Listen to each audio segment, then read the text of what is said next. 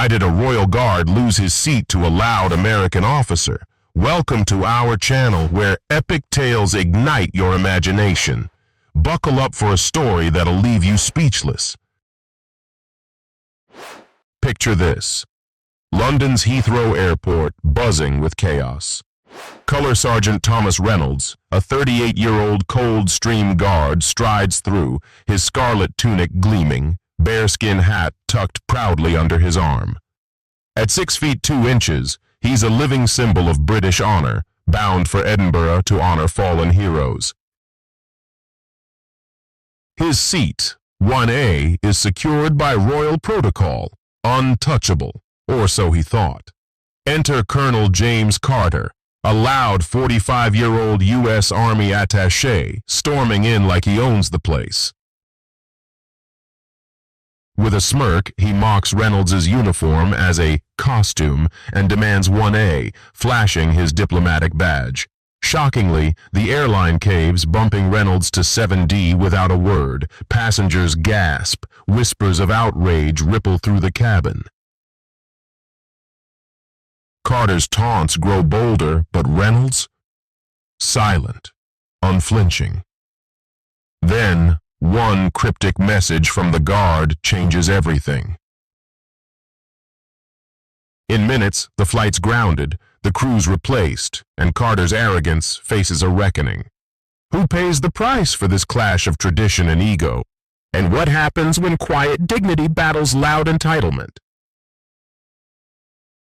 You won't believe the twist that humbles a colonel and restores a guard's honor. Drop a comment. Where are you watching from? Hit that subscribe button and ring the bell for tomorrow's unforgettable story. Let's dive into this epic showdown. It was a crisp morning at London's Heathrow Airport, Terminal 5 buzzing with the usual chaos of travelers. Among them strode Color Sergeant Thomas Reynolds, a 38-year-old Coldstream guard, his scarlet tunic immaculate, every button gleaming like a polished star. Standing 6 feet 2 inches tall, he moved with the quiet confidence of a man who'd served the crown for over a decade. His navy trousers, creased razor-sharp, met boots so shiny they reflected the terminal's fluorescent lights. Tucked under his arm was his iconic black bearskin hat, a symbol of centuries-old tradition, its fur pristine despite years of ceremonial duty. Gold braiding on his sleeves shimmered, each thread a testament to his unwavering loyalty. On his chest, service ribbons told stories of sacrifice, earned through sweat and silent resolve, not costume props, but hard-won honors. Reynolds was bound for Edinburgh, some 330 miles north, to attend a memorial service at Holyrood House, a solemn duty to honor fallen comrades. His seat, 1A, had been reserved weeks in advance by the Royal Ceremonial Office, a booking that carried the weight of St. James's Palace itself. At the first-class check-in, the young agent's professional smile warmed as she confirmed his reservation. Color Sergeant Reynolds, seat 1A, all set for the 9:05 to Edinburgh, she said, handing him the boarding pass with a reverence reserved for something sacred. He nodded, economical in his gestures, and made his way to the executive lounge, his measured pace drawing stares from passers-by. A child tugged at his mother's sleeve, whispering, "Is that a real guard?"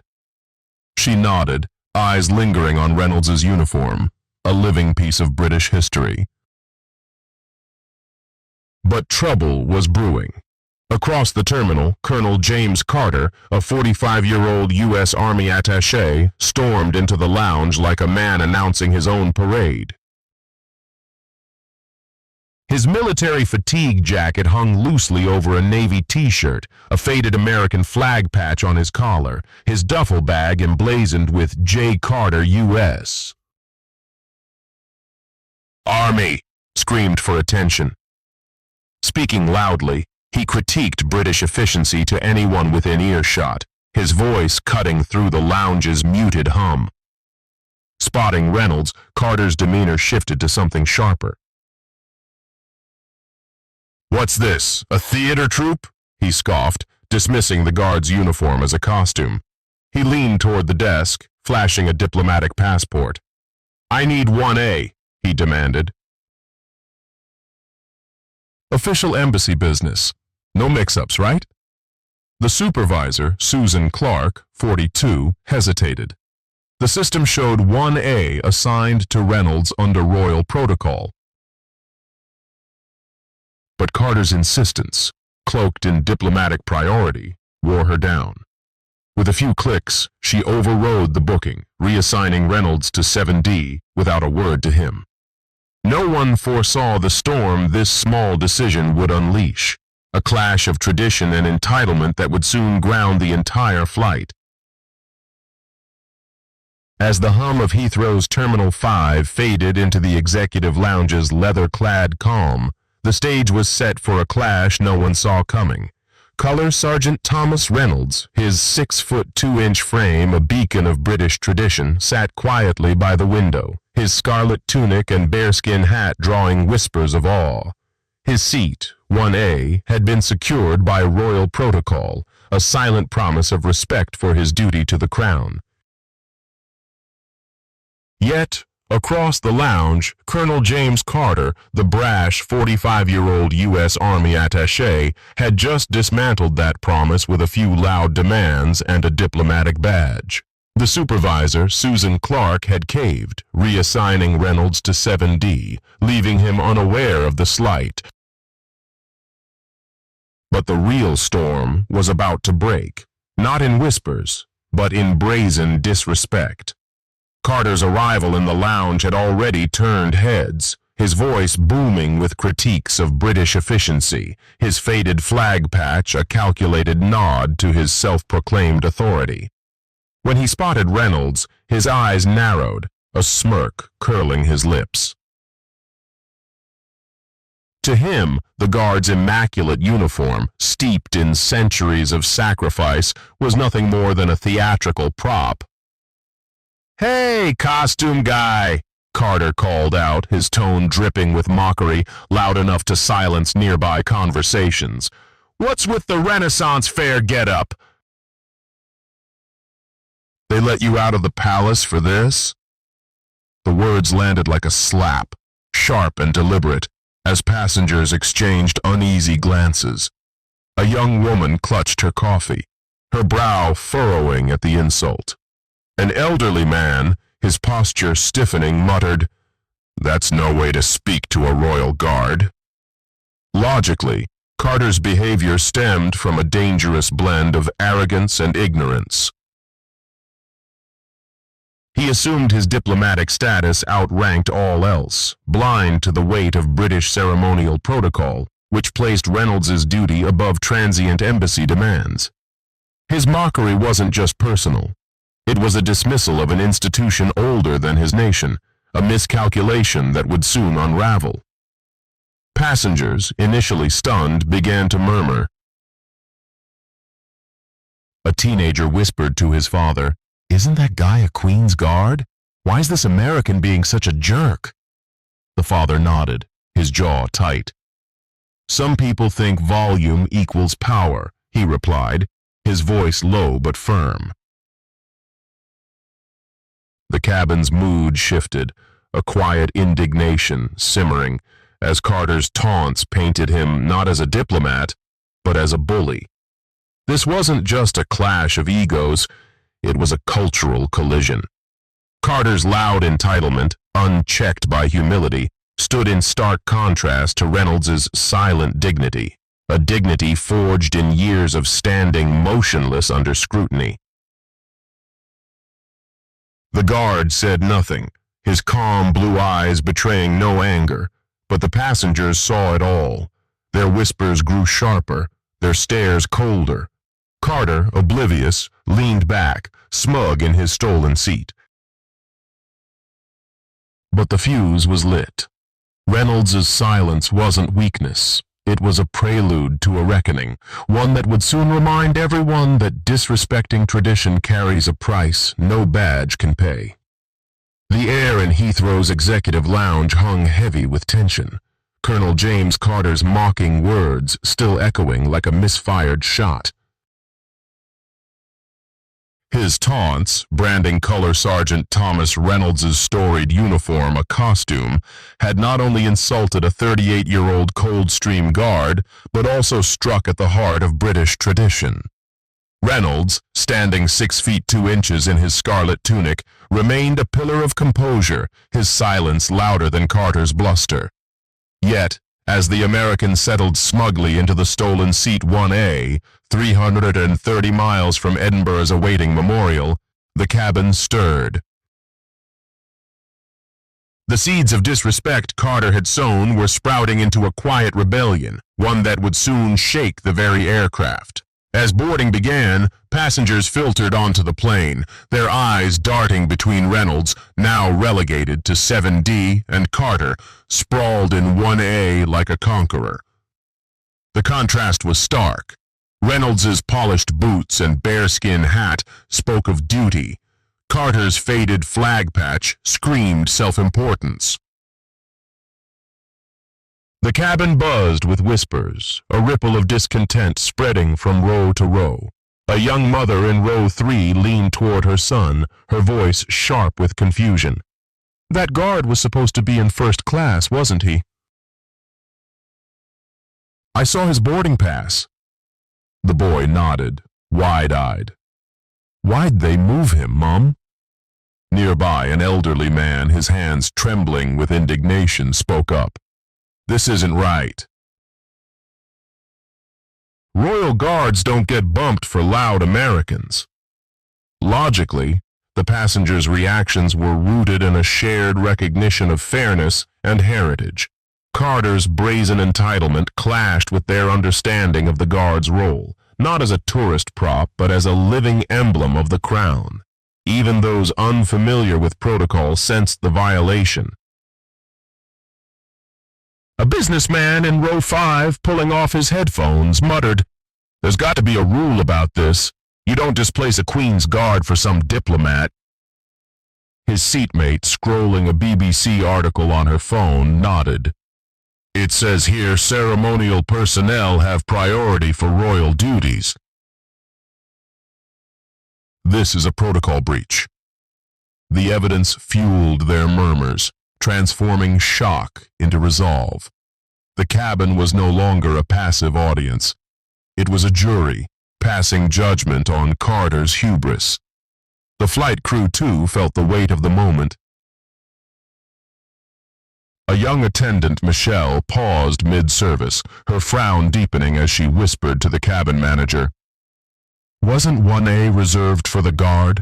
Royal orders outrank diplomacy, don't they?" The manager, a seasoned veteran, grimaced. "Someone upstairs made the call. Just keep it quiet." But her unease betrayed her words. The crew's hesitation reflected a deeper truth. Ignoring protocol wasn't just a logistical error. It was a betrayal of values they were trained to uphold. As whispers grew into pointed questions, the cabin's unrest became a ticking clock. Carter, oblivious in his stolen throne, didn't yet realize the tide was turning. The passengers' voices, soft but unyielding, were about to demand justice, setting the stage for a reckoning no one could ignore. The cabin of the British Airways flight to Edinburgh, 330 miles north, crackled with unspoken outrage. Passengers, their whispers sharp as steel, had rallied against Colonel James Carter's brazen disrespect, his taunts reducing Color Sergeant Thomas Reynolds's sacred uniform to a costume. From row 3, a mother's pointed questions, echoed by an elderly man's indignation, had turned the aircraft into a cauldron of defiance. The crew, caught between protocol and orders, wavered, their unease palpable as they served drinks with forced smiles. Reynolds, now in seat 7D, sat motionless, his 6'2" frame a stoic monument to duty. But beneath his calm, a single act was about to unleash a force Carter could never have anticipated. Unseen by the murmuring passengers, Reynolds reached into his scarlet tunic, his fingers closing around a discreet communication device, no larger than a dated phone. This was no ordinary gadget. It was a lifeline to encrypted military channels, reserved for moments when protocol was trampled. With the precision of a man who'd stood vigil at Buckingham Palace, he typed 4 words. Seat assignment violated. Proceed. The message, sent at 8:47 a.m., sliced through secure networks, landing within seconds at Horse Guards headquarters in Whitehall. There, a duty officer, his 30 years of service etched into his steady gaze, read it once and acted. "This is no mere mix-up," he muttered, dialing the ceremonial liaison office at St. James's Palace. The response was swift, unyielding. "Protocol violation confirmed," came the voice, cold as steel. "Escalate immediately." Full ceremonial authority. Logically, this rapid escalation reflected the unassailable weight of royal protocol. Carter's diplomatic badge, a flimsy shield of bureaucratic bluster, was no match for an institution that predated his nation by centuries. The Guard's role, far from ceremonial pageantry, carried the Crown's mandate, a priority enshrined in regulations that airlines dared not defy. The palace's command reached Robert Wilson, British Airways' 50-year-old director of security, a former household division officer who knew the stakes. "This isn't a seating dispute," he said, his voice low, urgent. "It's a breach of royal duty." At 8:53 a.m., 6 minutes after Reynolds' message, Wilson issued a director's override. "Ground the aircraft," he ordered. "Replace the crew. Restore the Guard's seat. Now." In the cockpit, the pilot's secure line buzzed, its tone reserved for crises. "Hold pushback indefinitely," Wilson's voice crackled. "New crew boarding." "This flight doesn't move until protocol is honored." The co-pilot's eyes widened, sensing the gravity. Passengers, unaware of the invisible machinery now in motion, continued their murmurs, their phones flashing with articles on ceremonial precedents. Carter, lounging in 1A, sipped his sparkling water, blind to the storm converging. But the cabin's restless energy, fueled by collective outrage, was about to meet the iron fist of tradition. Reynolds's silence had spoken, and the Crown's response was descending with a force that would humble even the loudest of men. The British Airways flight to Edinburgh, grounded at Heathrow's Terminal 5, pulsed with a tension that gripped every soul aboard. Color Sergeant Thomas Reynolds' single, silent message, "Seat assignment violated. Proceed," had ignited a chain reaction, its shockwaves reaching from Whitehall to St. James's Palace in mere minutes. By 8:53 a.m., Robert Wilson, the 50-year-old director of security, had halted the aircraft, his orders clear: restore protocol, replace the crew, and correct the insult to the 38-year-old Coldstream Guard. Passengers, their murmurs now a chorus of justice, sensed a reckoning. Colonel James Carter, lounging smugly in the stolen seat 1A, was about to learn that disrespecting centuries-old tradition carried a price no diplomatic badge could deflect.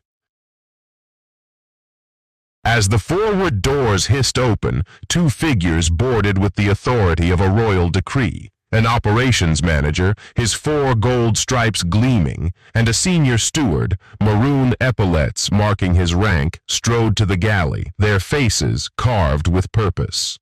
Susan Clark, the 42-year-old supervisor who'd authorized Carter's seat grab, stood tallying passenger counts, oblivious to the axe about to fall. "Clark," the manager said, his voice a low blade, "you're relieved. Collect your belongings and disembark. Now. Her face drained of color, her clipboard trembling. Why? What's happened? She stammered. Terminal Command will debrief you, he replied, unyielding. This isn't a discussion. Clark's eyes darted to Reynolds in 7D, then to Carter in 1A, grasping too late the weight of her error. She exited, a cautionary tale in the making.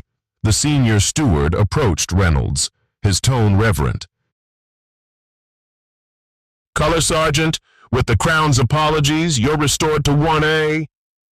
Reynolds rose, his 6'2" frame fluid yet commanding, and walked forward, every step a restoration of order. Passengers watched, breath held as he reached row 1. Carter, sensing the shift, forced a chuckle. Guess the costume party wins, he sneered, but his bravado crumbled under the steward's icy command. Colonel Carter, relocate to 17F. Immediately. Your clearance doesn't override royal protocol. Carter's face reddened, his diplomatic bluster exposed as hollow. With a sharp huff, he grabbed his duffel and stalked to the back, the cabin's silence deafening, no ally daring to meet his gaze. Logically, these consequences were inevitable. Clark's casual override had violated a protocol rooted in the Crown's unyielding authority, a system where even minor breaches demanded swift correction. Carter's humiliation stemmed from his miscalculation, assuming volume and status could trump tradition. At Edinburgh, a royal escort awaited Reynolds, while Carter exited alone, his embassy silent. Clark faced retraining, her career scarred. The lesson was clear. Disrespecting the guard's duty wasn't just a mistake, it was a challenge to an institution that answered with unrelenting force. As Reynolds settled into 1A, his bearskin across his lap, the cabin exhaled. Order was restored, but the echoes of this clash would linger, a stark reminder that some lines, once crossed, summon a storm. This story of Color Sergeant Thomas Reynolds and Colonel James Carter leaves us all thinking, where do you stand? Should the airline have prioritized Carter's diplomatic badge, or was restoring Reynolds's seat a triumph of honor over arrogance? Drop your thoughts in the comments below. Tell us, would you have spoken up for the Royal Guard if you were on that flight? And here's a big one. Should foreign officers ever override British military tradition on UK soil? We want to hear your take, whether you're watching from London, New York, Sydney, or anywhere else. Share your city in the comments. If this tale of quiet dignity versus loud entitlement stirred you, hit that like button and share it with friends who need to see what happens when tradition fights back. Don't miss tomorrow's story. Subscribe now and ring the bell to catch another epic tale at the same time. Let's keep this conversation going. Tell us what traditions matter to you, and who knows, your comment might spark the next big debate. Join our community, and let's prove the quiet voices carry the most power.